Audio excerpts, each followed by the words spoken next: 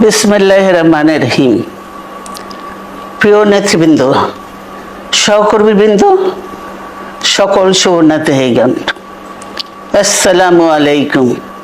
এদেশে গণতন্ত্র, স্বাধীনতা, সংবাদপত্র ও বিচার বিভাগের স্বাধীনতা, স্বনির্ভরতা ও উন্নয়ন এবং নিজস্ব জাতীয়তাবাদ সৃষ্টির অনন্য রূপকার শহীদ জিয়া, যে গণতন্ত্র প্রতিষ্ঠা আর সার্বভৌমত্ব রক্ষার লড়াইয়ে তিনি শাহাদাত বরণ করেছেন, সেই গণতন্ত্র নিরবচ্ছিন্ন যাত্রা আজও বাধাগ্রস্ত হচ্ছে প্রতি পদে পদে।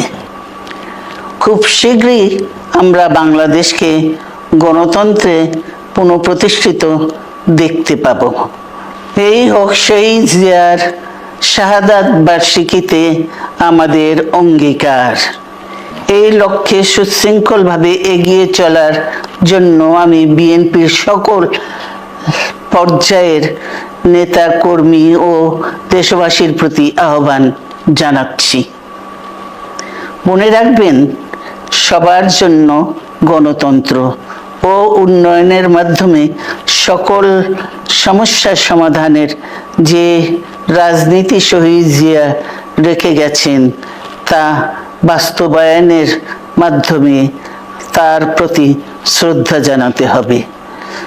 আমরা তার বিদায়ী আত্মার মাগফিরাত কামনা করছি। আল্লাহ হাফেজ। বাংলাদেশ জিন্দাবাদ।